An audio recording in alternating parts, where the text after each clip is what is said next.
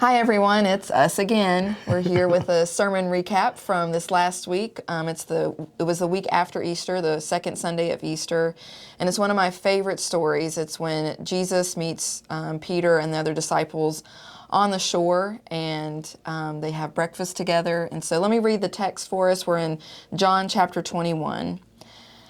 After these things, Jesus showed himself again to the disciples by the Sea of Tiberias, and he showed himself in this way. Gathered there together were Simon Peter, Thomas called the twin, Nathanael of Cana in Galilee, the sons of Zebedee, and two others of his disciples. Simon Peter said to them, "I am going fishing."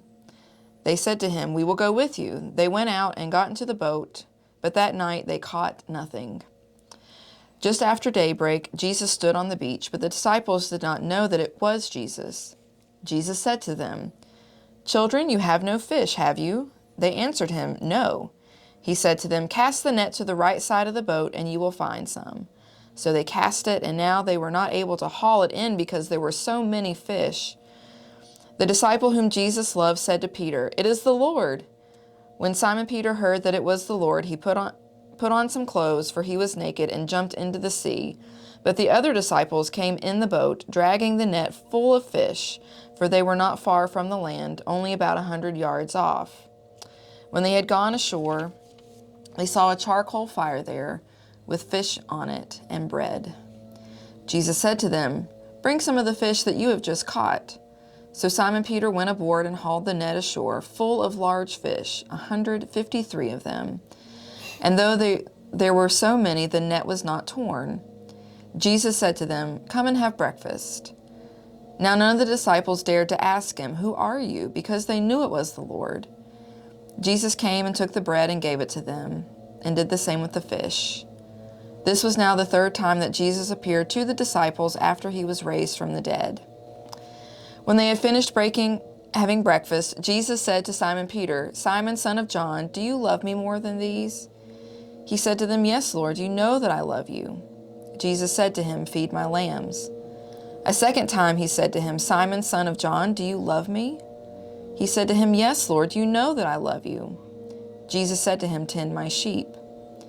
He said to him the third time, "Simon, son of John, do you love me?" Peter felt hurt because he said to him the third time, "Do you love me?" And he said to him, "Lord, you know everything. You know that I love you." Jesus said to him, "Feed my sheep. Very truly, I tell you, when you were younger, you used to fasten your own belt and to go wherever you wished. But when you grow old, you will stretch out your hands, and someone else will fasten a belt around you and take you where you do not wish to go." He said this to indicate the kind of death by which he would glorify God. After this, he said to him, "Follow me." Powerful lessons there. I like the way we both were able to work some things into it. Your sermon was very powerful about being comfortable and having to leave that comfort zone. And that is not what I like to do. But I have learned over the years that nothing grows in my comfort zone. So I've had to really kind of learn how to push myself out of my comfort zone. And that's where I usually see God at work. I was thinking back to the first time we went to Bulgaria. I was way out of my comfort zone. And I had no desire to go, but a member of our congregation just told me I was going, whether I liked it or not. And but I know that that was God pushing me into a new place and space, and the way that I got to see God at work in that country and through our team and just all of that. It was just a really powerful experience. So while I don't like being pushed out of my comfort zone, I mean, sometimes I go kicking and screaming. But again, that's where I see God do the most work, is in that space. And I love how you talked about that in a different way. I mean, you went all the way back to Abraham and Sarah and that call of God to follow, and how Peter had to keep being reminded to follow. And this, I just love the parallel of this story. Of course, we didn't start in the Gospel of John. We started in in Matthew and Jesus calling Peter there, but it was the same story.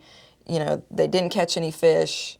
Then they get this mother load of fish, and that's when Jesus calls them to follow. And it's kind of that repeated story here in the Gospel of John. So, and Jesus asking Peter, "Do you love me?" And the first time he says, "More than these," and he's talking about the fish. Do you love me more than these fish? Right. Yeah, I liked the connection that you made to that in your sermon, and how, you know, we have to ask ourselves the question, do we love Jesus more than X, Y, and Z?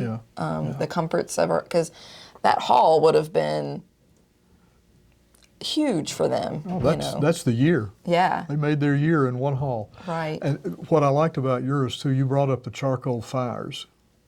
Yeah, that was. And to be fair, I've used that imagery, and I totally stole it from Charles Maynard, one of our fellow clergy friends, and he did a devotion for us when I was in his district many years ago about that parallel of the charcoal fire. And every time I read this story, I can't get that out of my head. What Peter must have felt as he approached the beach and had that aroma. Yeah. And to have denied Jesus 3 times with a charcoal fire burning, to then have to say, "I love you" 3 times with a charcoal fire burning, it had to have weighed on him. Right. But that was such a part of their culture, you know. I mean, they did everything with charcoal or with wood, so he was going to smell that aroma time and time again. And so for Jesus to remove the shame from that for him, I think is just a really powerful image, because Jesus could have left him in the shame of his denial, but instead Jesus brought him forward and redeemed that for him. But there's still the calling that comes with it. You don't get to just say, "Okay, I love Jesus, done, check, I believe." You know, it's take care of my people. Yeah, now what? Yeah. And that's the thing that both of us hit on, was that the following. He says, "Follow me," and we don't know where that leads. We just follow. Yeah, because in all the Gospels, you know, that we have these post-resurrection encounters, and then Jesus ascends, and that's kind of that. But it's still this, go to the ends of the earth, you know, here's my great commission for you. And it's like, how do we do this without you? Yeah. Where do we go next? How do I follow something that I can't see? So we're actually going to enter into a series in the book of Acts for a little bit, starting this coming Sunday. Well, not this coming Sunday. We're on the road to Emmaus, but after the road to Emmaus, we're going to be in the book of Acts. And so we're going to learn the good, the bad, and the ugly of what the early church looked like, and how they struggled and succeeded and figured it out together, what it means to follow Jesus. So we're on the road to Emmaus this week. Another one of my favorite. I just love these post-resurrection encounters. They're just so rich and beautiful. So we'll have communion this Sunday, and we'll look forward to that. We're celebrating Dora Kelly, our graduating senior. That'll be down in the Connection. So we hope to see you here at First United Methodist Church as we gather together for worship, and hope you have a blessed rest of your week.